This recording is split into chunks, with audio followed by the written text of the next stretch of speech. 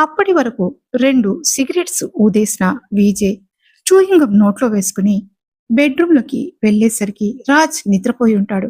అక్కడే సోఫాలో కూర్చుని తన ఫోన్‌కి సంతానం పంపిన పిక్స్ చూసి సోఫాలో జారగిలబడిన అతను కళ్ళు మూసుకుని నుదురు రుద్దుకుంటూ ఏదో ఆలోచనల్లో పడిపోతాడు. అసలు సంతానం పంపిన ఫోటోస్ ఏంటి? ఎందుకు విజయ్ అంత దీర్ఘంగా ఆలోచిస్తున్నాడు? అసలు ఇదంతా ఎలా మొదలైందో ఇప్పుడు తెలుసుకుందాం. కారులో వెళ్తున్న రమేష్ కి ఉదయం ఫోన్ చేసిన ఆ ల్యాబ్ మేనేజర్ సీక్రెట్ గా మాట్లాడిన మాటలు రమేష్ రవిచంద్ర చెవుల్లో మారుమోగుతుంటాయి. రమేష్ గారు, గుడ్ మార్నింగ్. మీరు ఇచ్చిన ఆ 2 హెయిర్ పేర్ శాంపిల్స్ తాలూకు డిఎన్ఏ టెస్ట్ రిపోర్ట్స్ రెడీ అయిపోయాయి సార్. మీరు అడిగినట్లే చాలా కాన్ఫిడెన్షియల్ గా ఉంచాం. రిపోర్ట్ కాపీ మా దగ్గరే ఉంది. మీరు వెంటనే రాగలరా అని అడుగుతాడు అటువైపు నుంచి ఆయన. అప్పుడు గుండె వేగంగా కొట్టుకుంటుండగా, ఆ వచ్చేస్తున్నాను. ఆల్రెడీ నేను బయలుదేరుతున్నాను. మరో 10 నిమిషాల్లో డైరెక్ట్ గా మీ ముందే ఉంటాను. థ్యాంక్ యూ అని అతన్ని ఎక్కడ కలవాలో అడ్రస్ చెప్తాడు రమేష్. ఇంతలో రెస్టారెంట్ రావడంతో తన ఆలోచనలను కట్టిపెట్టి కారు దిగి లోపలికి అడుగు పెట్టబోతున్న రమేష్ తన చేతికి అందబోయే ఆ రిపోర్ట్ లో ఏముందో అని టెన్షన్ పడుతుంటాడు. విజయ్ని తన కొడుకని మెడికల్ గా ప్రూవ్ కాబోతుందని ఉక్కిరి బిక్కిరవుతాడు రమేష్ రవిచంద్ర. ఇక ఇక్కడ ప్యారిస్ నుండి బయలుదేరిన విజయ్ స్వప్నికల ఫ్లైట్ సేఫ్ గా ఇండియాలో ల్యాండ్ అయ్యింది. ఎయిర్పోర్ట్ నుండి నేరుగా కారులో బయలుదేరిన ఇద్దరు సరిగ్గా ఉదయం 11 గంటలకల్లా ఇంటి ముందుకు వచ్చి ఆగుతారు. వెంటనే విజయ్ స్వప్నికలు కారు దిగడం ఆలస్యం రవళి సావిత్రిని కేకేస్తుంది. అప్పుడు వాళ్ళు లోపలికి అడుగు పెట్టబోగా, ఆగండి ఆగండి, ఇద్దరు అలానే నిలబడండి. ప్యారిస్ దాకా వెళ్ళొచ్చారు కదా, పైగా అక్కడ ఏవేవో గొడవలు జరిగాయని తెలిసి మా గుండె ఆగిపోయినంత పనైంది. ముందు మీ ఇద్దరికి దిష్టి తీయిస్తానాగండి, తర్వాత లోపలికి రండి అని రవళి సావిత్రి తీసుకొచ్చిన ఎర్ర నీళ్లతో దిష్టి తీయించి గుమ్మం పక్కన పోయమని చెప్తుంది. ఇక లోపలికి రండి అనగానే విజయ్ స్వప్నిక ఇద్దరు నవ్వుతూ ఇంట్లోకి అడుగు పెడతారు. వాళ్ళు అలా హాల్లోకి వచ్చారో లేదో సోఫాలో ఆడుకుంటున్న చిన్నారి రాజ్ అమ్మా నాన్నలను చూడగానే ఒక్కసారిగా చేతిలో బొమ్మలు పడేసి గట్టిగా అరుస్తూ ఎగిరి గంతేస్తూ డాడీ మమ్మీ అని వాడు పరుగున వచ్చి విజయ్ కళ్ళను గట్టిగా కౌగిలించుకుంటాడు. విజయ్ ముఖం ఆనందంతో వెలిగిపోతుంది. వెంటనే లగేజ్ పక్కన పడేసి కిందకి వంగి కొడుకుని 2 చేతుల్లోకి తీసుకుని గాల్లోకి లేపి గట్టిగా గుండెలకు హత్తుకుని వాడి బుగ్గ మీద ముద్దు పెట్టుకుంటాడు విజయ్. కొడుకు ముఖాన్ని నిమురుతూ, నా బంగారం, ఎలా ఉన్నావు నాన్న? నేను గుర్తొచ్చానా అసలు, లేదా మర్చిపోయావా అని ప్రేమగా అడుగుతాడు విజయ్. విజయ్ మెడ చుట్టూ చేతులు వేసి గారంగా, పో డాడీ, నువ్వు బ్యాడ్ డాడీవి. తొందరగా వస్తానని చెప్పి 2 డేస్ లేటుగా వస్తారా? నేను నీతో మాట్లాడను పో అని అంటాడు రాజ్. వాడి తల నిమిరి, అవునా, మా బుజ్జి నాన్న మాట్లాడ్డా మాతో? మరి నాన్న నీకోసం ప్యారిస్ నుండి బోలెడని గిఫ్ట్స్ కార్లు తీసుకొచ్చాడు, అవి కూడా వద్దా నీకు అని చిలిపిగా నవ్వుతూ అడుగుతుంది స్వప్నిక. గిఫ్ట్స్ అని అనగానే రాజ్ కళ్ళు పెద్దవవుతాయి. మెల్లిగా విజయ్ చెవి దగ్గరకు ముఖం పెట్టి హాల్లో ఉన్న వాళ్ళెవరికి వినపడకూడదన్నట్టు చిన్నగా గుసగుసలాడుతాడు. చాలా సీక్రెట్ గా విజయ్ చెవిలో, డాడీ, ఆ బొమ్మ కార్లు గిఫ్ట్లు అన్ని పక్కన పెట్టు. నువ్వు ప్యారిస్ వెళ్ళాక నేను ఒకటి అడిగాను కదా, నా కోసం ఆ గిఫ్ట్ తెచ్చావా లేదా అని అడుగుతాడు రాజ్. అర్థం కాక నవ్వుతూ వాడిని కాస్త వెనక్కి జరిపి, ఏంటి నాన్న అది? మీ నాన్నకి అది అర్థం కాలేదు. ఏం గిఫ్ట్ అడిగావు నువ్వు అని అంటాడు విజయ్. అంతే, అందరి ముందు గట్టిగా అరుస్తూ, అదే డాడీ, నాకు ఆడుకోవడానికి ఒక చిన్ని చెల్లి కావాలని అడిగాను కదా, ప్యారిస్ నుండి నా కోసం చెల్లిని తెచ్చావా లేదా అని అంటాడు రాజ్. ఆ మాట వినగానే హాల్లో ఉన్న కృష్ణమూర్తి గారు, రవళి, మల్లిక అందరూ ఒక్కసారిగా షాక్ అయిపోతారు. ఆ తర్వాత పెద్దగా నవ్వేస్తూ వాళ్ళిద్దరి వైపు ఆశ్చర్యంగా చూడటం స్టార్ట్ చేస్తారు. తన ఫ్యామిలీ ముందు కొడుకు తనని అడ్డంగా బుక్ చేయడంతో వీజీకి ఏం మాట్లాడాలో తెలియక అతని ముఖం ఒక్కసారిగా టమాటోలా ఎర్రబారడంతో పాటు విజయ్ మైండ్ బ్లాక్ అయిపోతుంది. ఇక స్విస్ లో కొడుకు కోరిన కోరిక గురించి విజయ్ చెప్పాడు కాబట్టి అదేంటో ఆల్రెడీ తెలిసిన స్వప్నిక అందరి ముందు రాజు అడిగిన ఆ మాటకు ఆమె ముఖం కూడా సిగ్గుతో ఎర్రబారగా టక్కున తలదించుకుంటుంది. మల్లిక నవ్వాపుకుంటూ, చూసావా వదినా, మనోడు ఎంత అడ్వాన్స్ అయ్యాడో. ప్యారిస్ వెళ్తే చెల్లొస్తుందని వాడికి ఎవరు చెప్పారో ఏంటో అని రవలి వైపు చూస్తూ నవ్వుతుంది. ఆ మాటలు విన్న రవలి ముఖం ఒక్కసారిగా నల్లబడుతుంది. ఆమెకు ఆ మాటలు అస్సలు నచ్చలేదు. మనసులో ఒక రకమైన వేదన, భయాలు మొదలవుతాయి. అవునదిన, మన విక్రమ్ రాయ్ని రాజ్ పక్కా ప్లాన్తో ఇరుకునబెట్టాడు. ఇప్పుడు సమాధానం చెప్పాల్సింది ఈ రాయ్ గారే అని ఉమేష్ కూడా నవ్వుతూ అంటాడు. ఆ సిచ్యువేషన్ మేనేజ్ చేయడానికి నవ్వుతూ రాజ్ ముక్కు గిల్లి, ఆ తెచ్చారులేరా బుజ్జిగా, నాన్న నీకోసం అన్నీ తెచ్చాడు, ముందు లోపలికి వెళ్దాం పదా అని అంటాడు విజయ్.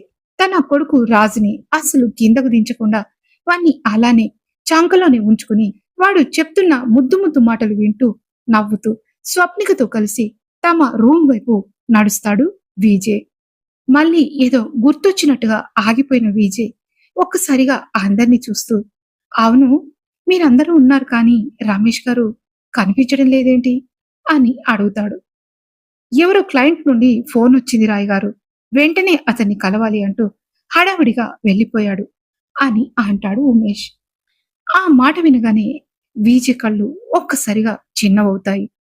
అవునా, మేము వస్తున్నామని తెలిసి కూడా ఎందుకు ఇంత తొందరగా బయటికెళ్లారు అని ఆశ్చర్యంగా అడుగుతాడు విజయ్.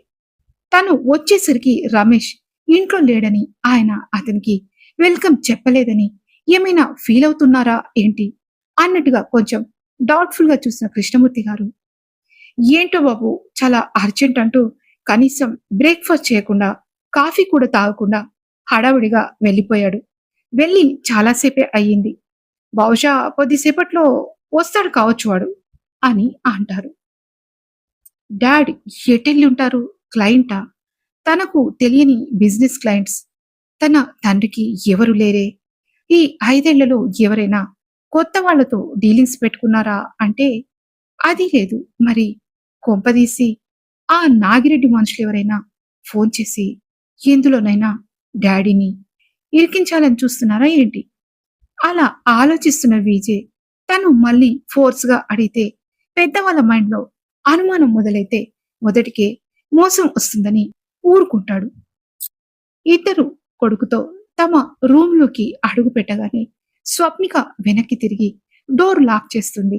విజయ్ రాజుని బెడ్ మీద కూర్చోబెట్టి ప్రేమగా వాడి తల నిమురుతాడు. ఇన్నాళ్ళ తర్వాత మళ్ళీ తన సొంత గూటికి, తన కుటుంబం మధ్యలోకి వచ్చామనే ఒక ప్రశాంతత విజయ్ ముఖంలో కనిపిస్తుంది. కానీ ఏదో ఒక స్ట్రెస్ ఫీలింగ్ అనిపించడంతో బాల్కనీ డోర్ దగ్గర నిలబడిన విజయ్ తన జేబులు తడుముతూ సిగరెట్ కోసం వెతుకుతాడు. అది గమనించిన స్వప్నిక తన హ్యాండ్ బ్యాగ్ నుండి వాటిని తీసి చూపిస్తూ, ఏంటి విజయ్ ఇది, ఇంత మాఫియా డాన్ బిల్డప్ ఇస్తే మాత్రం ఈ గొట్టాలు ఉండాలా ఏంటి అని చిరుకోపంగా అడుగుతుంది స్వప్నిక. ఆమె చేతిలోంచి వాటిని లాక్కుంటూ, hey just relax, some stress అంతే అని నుదురు నొక్కుంటూ అంటాడు విజయ్. ఏంటి స్ట్రెస్సా? మన ఇంట్లో అడుగు పెట్టావో లేదో మొదలైందా నీకు? ఏం చేస్తాం, అయినా చక్కగా చిక్కని కాఫీ కలిపి తేయడానికి నీ నెచ్చలి పక్కనే ఉందిగా, అలాంటప్పుడు ఈ గొట్టాలెందుకు దండగా అని మూతి తిప్పుతూ డ్రమటిక్ గా అంటుంది స్వప్నిక. చూడు డార్లింగ్, దీన్నేమీ అనకు, పాపం తాగేవాడికి రిలాక్స్ నిస్తూ అది మాత్రం బూడిదైపోతుంది అని తను కూడా డ్రమటిక్ గా అంటాడు విజయ్. అవునా, కొవ్వొత్తి వెలుగు అన్న డైలాగులు తెలుసు కానీ ఈ సిగరెట్టు బూడిద ఎక్కడిదబ్బా అని వింతగా ముఖం పెడుతుంది స్వప్నిక. ఎక్కడిదా చెబుతా విను. ఏ ఫీల్డ్లో అయినా మనం శ్రమ పడిందే ఫలితం దక్కదు. స్ట్రెస్ అనేది ఉండక మానదు. సాఫ్ట్వేర్ కంపెనీలో దర్జాగా ఏసీ రూమ్ లో కూర్చుని మెదడుకు మీద పెడుతూ కప్పుల మీద కప్పుల కాఫీ తాగి ఈ ఫీల్డ్ వేరు, కాని ఎండనక వాననక ఎడారి మంచు అన్న తేడా లేకుండా ఎవ్వరు లేని చీకటి దారుల్లో గంటల తరబడి మాటు వేసి క్రిమినల్స్ ని పట్టుకునే ఆ ఫీల్డ్ లో ఒంటరి జీవితానికి స్ట్రెస్ రిలీఫ్ చేసే ఏకైక నేస్తం ఈ సిగరెట్ అని సిగరెట్ ని అంటించి ఒక పఫ్ లాగుతూ ఆమెను పక్కకు జరిపి బాల్కనీలోకి వెళ్తాడు విజయ్. వెంటనే సంతానంకి ఫోన్ చేసి, సంతానం ఎలా ఉంది ఇక్కడ, ఈజ్ ఎవ్రీథింగ్ ఓకే అని అడుగుతాడు Vijay. Yes boss, Ravichandra mansion plus మన ఫ్యామిలీ అందరినీ daily minute to minute watch చేస్తూనే ఉన్నాము అని అలర్ట్ గా చెప్తాడు సంతానం. మరి మార్నింగ్ ఇంటి నుండి వెళ్ళిన డాడ్ ని ఎవరైనా ఫాలో అవుతున్నారా అని అనుమానంగా అడుగుతాడు విజయ్. అవును బాస్, ఇంతకు ముందే ఇన్ఫర్మేషన్ వచ్చింది. ఆయన మన మ్యాన్షన్ కి ఒక 3-4 కిలోమీటర్స్ దూరంలో ఉన్న ఒక రెస్టారెంట్ దగ్గరికి వెళ్ళారు. అక్కడ ఎవరినో మీట్ అయ్యారు. ఇప్పుడే ఆ ఫొటోస్ కూడా మీకు సెండ్ చేశాను చూడండి అని ఆ రెస్టారెంట్ పేరు చెప్తాడు సంతానం. హా, ఓకే సంతానం, సిచ్యువేషన్ ఎలా ఉందో నీకు చెప్పాను కదా. మళ్ళీ రేపు రాజ్ బర్త్డే పార్టీ ఉంది. ఆకాష్ చనిపోయాడన్న కసితో ఆ నాగిరెడ్డి ఏదైనా చేయొచ్చు, బీ కేర్ఫుల్ అని ఆర్డర్ వేసి ఫోన్ కట్ చేస్తాడు విజయ్. చూయింగ్ గమ్ నోట్లో వేసుకున్న విజయ్ రూమ్ లోకి వచ్చేసరికి రాజ్ నిద్రపోయి ఉంటాడు. అక్కడే సోఫాలో కూర్చుని తన ఫోన్ కి సంతానం పంపిన పిక్స్ చూసిన అతను నుదురు రుద్దుకుంటూ ఏదో ఆలోచనల్లో పడిపోతాడు. అప్పుడే డ్రెస్సింగ్ రూమ్ నుండి fully covered shirt with trouser వేసుకుని ఆ రూమ్ లోకి వచ్చిన స్వప్నిక అక్కడ సోఫాలో కళ్ళు మూసుకుని నుదురు చిట్లిస్తూ పూర్తిగా ఏదో ఆలోచనల్లో మునిగిన విజయ్ కనపడతాడు. వెంటనే డ్రెస్సింగ్ టేబుల్ పై ఉన్న ఆయిల్ బాటిల్ తీసుకుని సోఫా వెనక్కి వెళ్లి నిలబడిన స్వప్నిక అతని తలపై చేతులు వేస్తుంది. అప్పటికే ఆమె ఒంటి నుండి వస్తున్న ఫ్రాగ్రెన్స్ ఆ రూమ్ లో నిండిపోగా స్వప్నిక ప్రజెన్స్ ని ఫీల్ అవుతూ కళ్ళు తెరిచి పైకి చూస్తాడు విజయ్. ఆమె వేసుకున్న డ్రెస్ చూసిన అతని పెదవులపై ఒక కొంటె నవ్వు అలా విరిసి మాయమవుతుంది. అది గమనించిన స్వప్నిక కళ్ళు సిగ్గుతో కిందకు వాలిపోగా, గొప్పేలే, ఈ మైండ్ ఏంటసలు, ఒక్క సెకండ్ లో ఎన్ని ఆలోచిస్తుంది మరి, పాపం దానికి రిలాక్స్ వద్దా అని ఆయిల్ ని అతని స్కాల్ప్ పై పోసి సుతారంగా మసాజ్ చేయడం మొదలు పెడుతుంది స్వప్నిక. ఆమె step by step pressure points ని మసాజ్ చేస్తుంటే రిలాక్స్ గా కళ్ళు మూసుకుంటాడు విజయ్. స్వప్నిక ముందు కొంగి అతని షర్ట్ బటన్స్ విప్పుతుంటే తలంటి పోసుకున్న ఆమె హెయిర్ అతని ముఖాన్ని దాచేస్తాయి. ఆ మసాజ్ ఇచ్చిన రిలాక్సేషన్ కి ఈ అరము తోడవడంతో మైమరిచిన Vijay, super, you are my angel అని గొనుగుతూ ఆమె చెవిపై శబ్దం వచ్చేలా ముద్దిస్తాడు విజయ్. అతని షర్ట్ బటన్స్ ఓపెన్ చేసిన స్వప్నిక పైకి లేస్తూ సోఫాపై బార్లా జాపిన విజయ్ విశాలమైన భుజాలకు ఇంకా అతని దృఢమైన మెడకి కూడా ప్రెజర్ పాయింట్స్ పై మెల్లిగా మసాజ్ చేస్తుంది. అతను సోఫా ఎడ్జ్ పై తలపెట్టి ఆమెను ప్రేమగా చూస్తూ ఉంటాడు. ఏమైంది అన్నట్టు కళ్ళెగరేస్తుంది Swapnika. Thank you so much for everything darling అని గుసగుసగా అంటాడు విజయ్. అతను సాధారణంగా ఎవరికి థ్యాంక్స్ కానీ సారీలు కానీ చెప్పడు. తానే చెప్పించుకునే ప్లేస్ లో ఉంటాడు. అందుకే విజయ్ అలా అనడంతో స్వప్నిక అలాగే వంగి అతని ముదుడిపై సున్నితంగా ముద్దు పెడుతుంది. తన భుజాలను పట్టుకున్న ఆమె చేయిని పట్టి ఇలా ముందుగా మై ఏంజెల్ అని తన వైపు రమ్మని పిలుస్తాడు విజయ్. ముందుకు వెళ్లిన స్వప్నికను తన పైకి లాక్కుంటూ సోఫాలో పొడుగ్గా ఒరిగిపోతూ ఇంటెన్స్ గా ఆమె వైపు చూస్తాడు విజయ్. అతని చూపుల వాడికి వేడికి సీతకొక చిలుక రెక్కల్లా కళ్ళను టపటపలాడిస్తూ వణుకుతున్న పెదవులతో విజయ్ని చూస్తుంది స్వప్నిక. నీ కళ్ళల్లో కురిపించే అనురాగం, నీ చేతల్లో కనిపించే ప్రేమ, ఇదంతా ఎందుకే నేనంటే నీకు ఇంత పిచ్చి? 3 నెలల కాపురం, 60 నెలల నిరీక్షణ ఇచ్చిన నేనంటే ఎందుకే ఇంత పిచ్చి నీకు అని చాలా నిస్సహాయంగా అడుగుతాడు విజయ్. ఉదయం వరకు చాలా ఎనర్జెటిక్ గా ఉన్న అతను అంత బలహీనంగా మాట్లాడుతుంటే స్వప్నికలో భయం మొదలవుతుంది. ఏ ఏమైంది విజయ్? Are you okay? అని వణుకుతున్న గొంతుతో అడుగుతుంది స్వప్నిక. భర్త ప్రశాంతతకు కారణం భార్య అయితే, భార్య ధైర్యానికి కారణం భర్త అవుతాడు. విజయ్ తిరిగొస్తాడు అన్న ధైర్యంతో ఇన్ని సంవత్సరాలు తన కొడుకును, కంపెనీని, ఫ్యామిలీని ఒంటి చేత్తో నడిపిస్తూ అతని కోసం ఎదురు చూసింది స్వప్నిక. ఒంటరి పోరాటం చేస్తూ చేస్తూ చివరికి తన భార్య దగ్గర ప్రశాంతత వెతుక్కున్నాడు విజయ్. భార్యాభర్తలైన ఇద్దరిలో ఏ ఒక్కరు ఎక్కువ తక్కువ కాదేమో.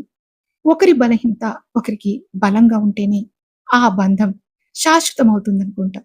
ఈ ఇద్దరిలో ఏ ఒక్కరు ఎంత ఎదిగినా, ఏ ఒక్కరికి ఎంత గట్స్ ఉన్నా, ఒకరికి ఒకరు ఒదిగి లొంగితేనే ప్రేమ అనేది కలకాలం ఉంటుందేమో.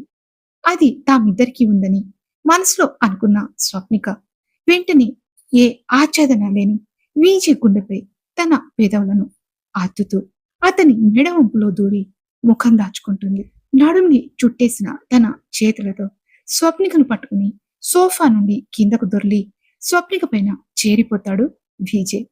తన మెడకు ఉన్న ఆయిల్ ఆమె పెదవులకు అంటి ఎర్రగా మెరుస్తూ అతన్ని ఊరించడంతో విజయ్ ఆమె పెదవులను అందుకుంటాడు. డీప్ గా కిస్ చేస్తూ మైమర్చిపోయిన స్వప్నిక షర్ట్ బటన్స్ ఒక్కొక్కటి విప్పుతూ పూర్తిగా ఓపెన్ చేసి తన వైపు హత్తుకుంటాడు విజయ్. చాలా డిస్టర్బ్ గా ఉన్న విజయ్ మామూలు మనిషిలా అవ్వాలంటే అతని మెడిసిన్ తనే అని తెలిసిన స్వప్నిక అతనికి పూర్తిగా సహకరిస్తుంది. కానీ ఆ సమయంలో ఎక్కడో దూరాన ఉన్న రమేష్ రవిచంద్ర చేతికి దొరికిన ఆ డిఎన్ఏ రిపోర్ట్ ఈ ఇంట్లో ఎలాంటి తుఫాన్ లేపబోతుందనేది వాళ్లకు ఇంకా తెలియదు. మీరు గాని తెలుసుకోవాలంటే వెంటనే సబ్స్క్రైబ్ చేసుకోండి. ఈ పార్ట్ మీకు నచ్చినట్టయితే లైక్ చేసి కామెంట్ పెట్టండి. Thank you so much.